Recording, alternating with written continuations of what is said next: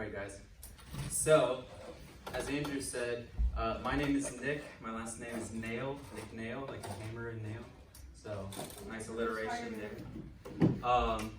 Andrew and I did meet at our school. It's called Southeastern Seminary. So, I moved here from Florida, out of the hot weather, to come here and learn about the Bible. I came here to probably one day become a pastor through that studying. I was born and raised in Tampa, Florida. Has anyone ever been to Florida? Yes. Yeah? Been to Disney? And the beach? I used to work at Disney. You used to work at Disney. Okay. So that was my life growing up, was Florida. I love Disney. That's what my childhood was Disney. I even have a Mickey Mouse tattoo, believe it or not. That's how obsessed my family was with Disney. And the weather was pretty incredible. This cold weather we've had this past week, we only get about once a year, not till January. And right before I checked here, it's 78 degrees and sunny. So we don't get this cold weather for a while. Y'all might get snow on Christmas or around Christmas. I've been water skiing on Christmas Day, which was a big difference from what we're gonna have here. So I have to get used to this cold weather.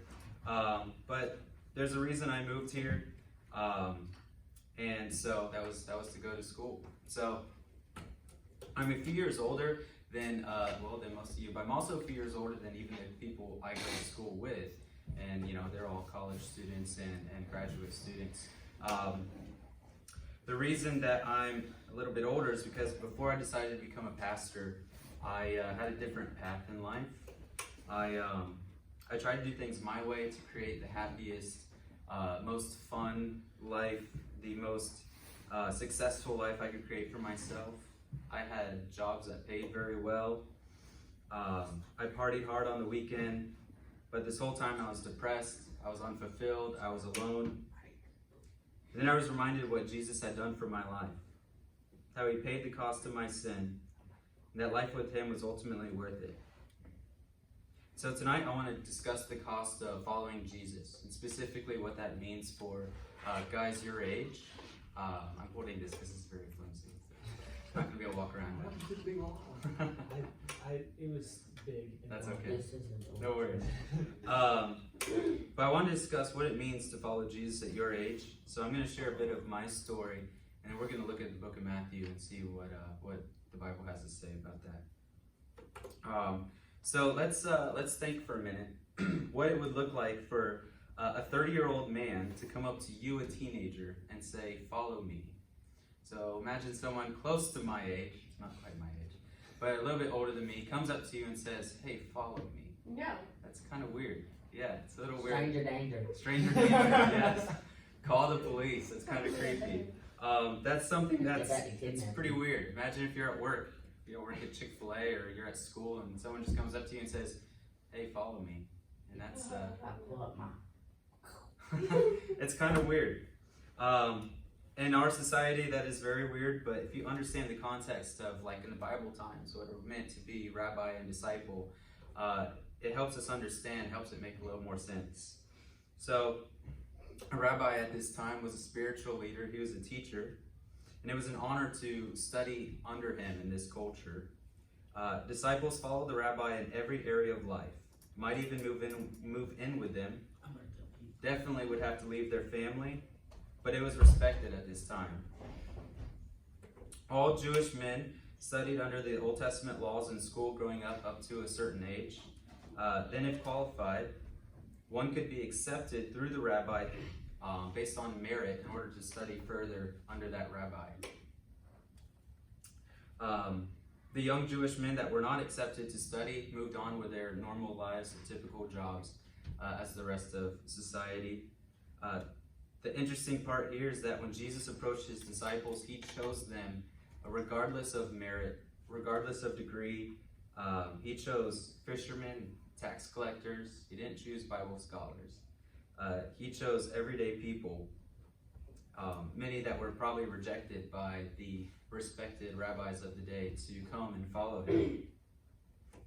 So then we think of the picture of Jesus' disciples, and we always see them as full-grown adults. We see them looking at the same age as Jesus. But the reality is, this is probably not true.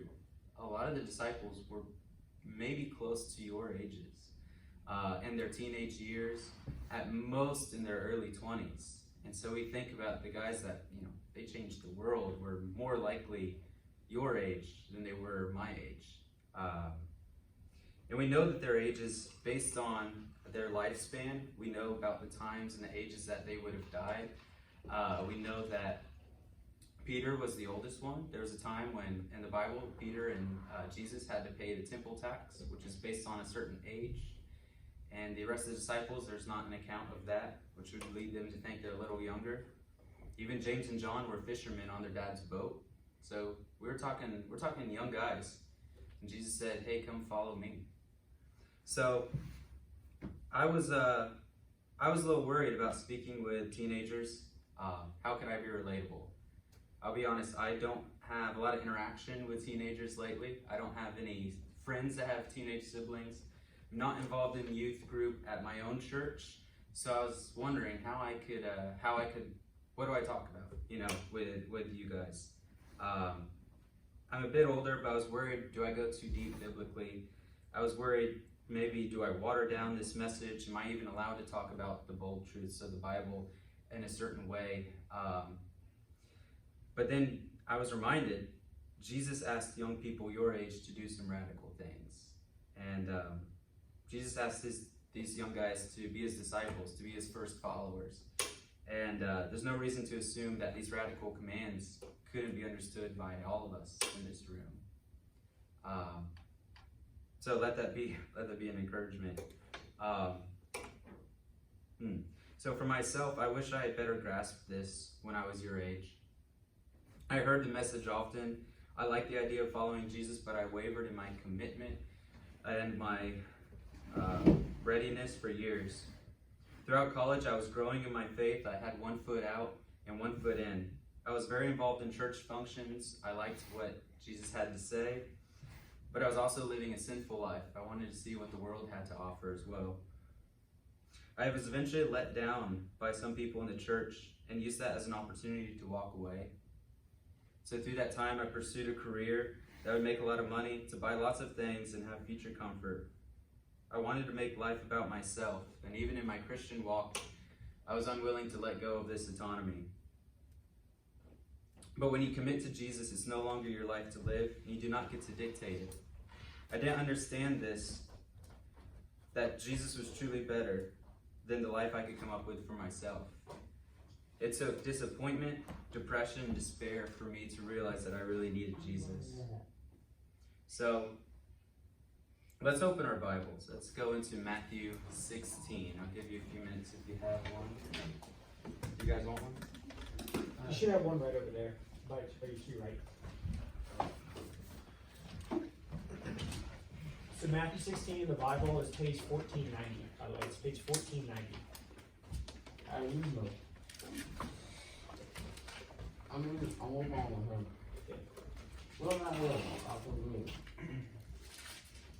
Okay. 16. So we're going to go verse 24. Look. Said 24. Yeah. It's 190. Okay. Come on here, 24. All right, cool. So, Tom. oh, there you go. Okay. How long was that? Okay, I'm good. So, verse 24, Jesus said to his disciples, "If anyone would come after me, let him deny himself, take up his cross, and follow me. For who would save his life will lose it, but whoever loses his life for my sake will find it. For what will it profit a man if he gains the whole world and forfeits his soul? What shall a man give in return for his soul? For the Son of Man is going to come with his angels, in the glory of his Father, and he will repay each person according to what he has done." So, I want to look at each verse and just kind of talk about it one by one. Verse 24, "If anyone desires to follow Jesus, they are to deny themselves. It is no longer your life to live. And to be honest, according to creation, it really never was. Jesus is reordering our lives to our original purpose. Your identity is with God, He made us in his image. We see in the book of Genesis, God created man and woman not to live for themselves, but to worship and obey God. Further in verse 24, it says, take up your cross. A cross was a device of death. Following Jesus would cost your life, and for the disciples, it basically costed all their lives, as most died as martyrs for Christianity. Here, Jesus had not died on the cross yet, and is telling the disciples to prepare for death. Before any idea that Jesus would later die on a cross, Jesus is asking you to take a risk. But he is also willing to take that same risk with you. One of my professors, Dr. Robbins, says that leaders can only take their followers as far as they themselves are willing to go. Jesus wasn't suggesting his disciples take this risk while hiding in his own comfort and safety. Jesus was also putting his own life on the line. Imagine what the disciples were thinking a few weeks later when they literally would see Jesus carrying his own cross. They probably were thinking back about the time when Jesus said, take up their cross. And then they see their leader doing this very same thing. This taking up of one's cross is a decision where there is no looking back. This call to die, is Jesus telling his followers how serious the decision is to come with him, and that there's no option for looking back. And if you see further along, you don't have to jump there, but in Luke 9:62, Jesus says, no one puts his hand to the plow and looks back is fit for the kingdom of God. This image of a plow is a farming tool where you had to keep your eyes straight. And as you're pushing forward, if you look to the left or to the right, you would ruin your whole work that you had just done.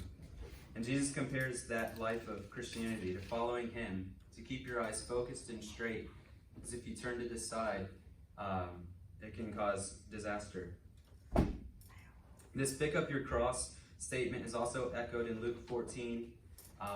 If I had to redo this message, I would have started in Luke 14 after all my studying. But Jesus is speaking to the crowds about the cost of following him. In Luke 14:28, he says, which of you, desiring to build a tower, does he not first sit down and count the cost, where he has enough to complete it? Otherwise, when he has laid the foundation and is not able to finish, all who see it begin mocking him, saying, this man began to build and was not able to finish. We see it would be foolish to make a major decision, not consider the risk and count the materials and see it fully completed. The decision to be a disciple of Jesus is to be a calculated one, aware of the risk. Jesus warns that the culture won't like us for being his followers. Even now, our government wants to take away some religious rights. Our culture wants to say things about us. And Jesus warns that following him means giving up our selfishness to commit to him. And that committing to him takes proper calculations, and that failure is not an excuse.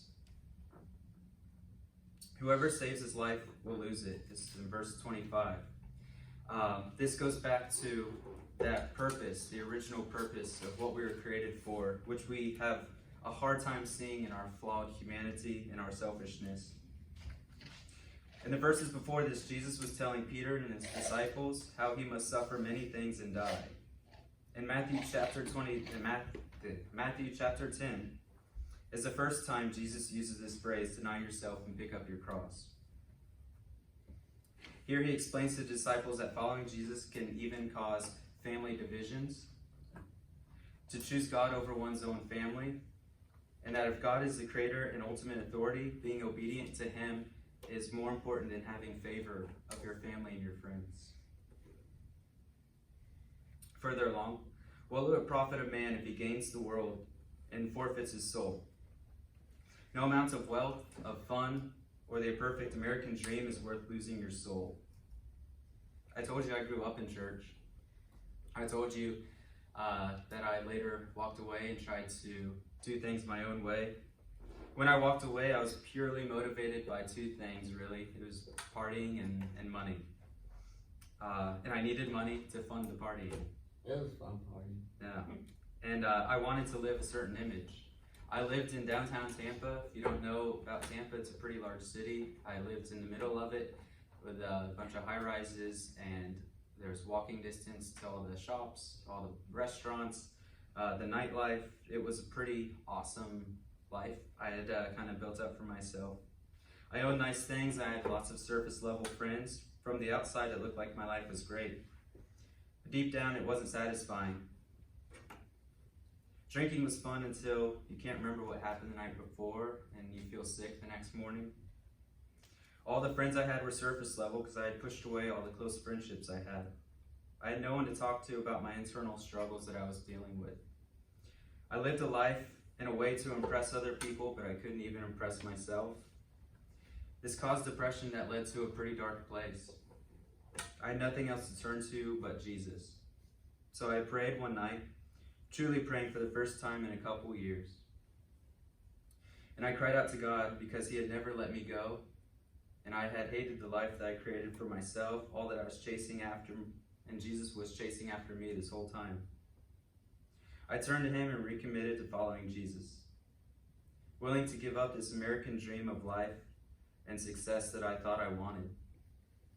Since I have no regrets with following Jesus, I know that I probably won't make a lot of money as a pastor. I had to let that go. I left my family and my friends and my home behind to come here because I knew God was calling me somewhere else. I have no more stress about my future. I don't have to worry or question anymore because I know that following God, I'm right where I'm supposed to be. I'm not concerned with impressing other people. I'm not concerned with impressing myself. And I'm not even concerned with impressing God because really I can't. All I want to do now is just be faithful to him and point others to him. Further in verse 26, there's a very theological question. It says, "What shall man give in return for his soul?" Here, man's been chasing after all these worldly things, money, success, power, and happiness. So if he wants to turn around, how can he buy his soul back? What can he give to redeem his soul? And the answer is nothing. There's nothing we can give. There's nothing that we have. But there is someone who does. Jesus paid the cost for our soul. And turning to him, repent of sins and selfishness and follow Jesus, and you can gain your soul. I don't share my story to point people to me, but I know God can use my story as an example for others. Especially young people like you, to learn the truth now and not go down the road that I went.